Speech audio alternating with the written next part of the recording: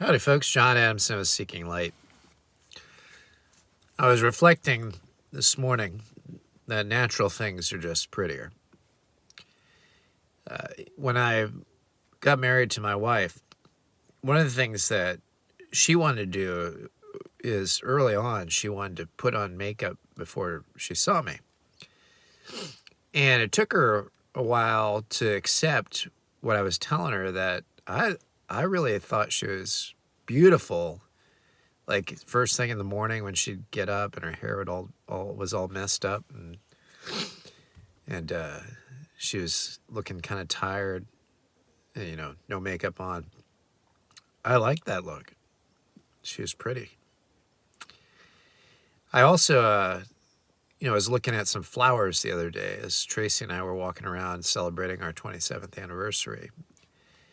And we were looking at these flowers that were planted in this garden at the place that we were staying, and they were just gorgeous. I took some pictures of them, but the real thing in real life was just more pretty. It's in its natural state rather than what I can see on my screen. Even though the pictures came out nice, it just doesn't compare to being right there. I was also reflecting on the rainbow. The rainbow that's actually in the sky or comes through a crystal prism. It's beautiful. It comes from nature. And what the rainbow is it's a refraction of all the visible color streams that make up just standard white light or natural white light that comes from our sun. And it refracts. You remember learning about that back in the day called school. It refracts and then shows up in our sky, and we see all the various and sundry colors that make up the rainbow, and you look at it and it's just pretty. It goes together. It's a natural teasing out of the light. It flows, or something within our soul tells us that that's beautiful.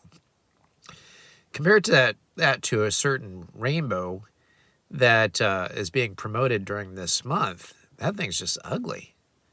I mean, it's not even it's not really a rainbow. They'll call it a rainbow, but it's not really a rainbow. It's not even a teasing out of colors. It's this mismatch of various colors. It includes things like brown and black. Last I checked, black was a color that you perceive that is devoid of all light. In other words, something that's black is not reflecting any light back to you. That's why you perceive it as black. It's just sucked all the beauty of that light into it, and you don't get it back. Now, I'm not saying I don't like things that are black. Don't get me wrong. For instance, at one point I had a black sports car that was really sweet. That was before marriage and 12 kids. So, there's beauty in the natural rainbow. Also, and I mentioned this about my wife, in general, I find women in their natural state, reflecting their natural beauty, more appealing than if they cake on makeup.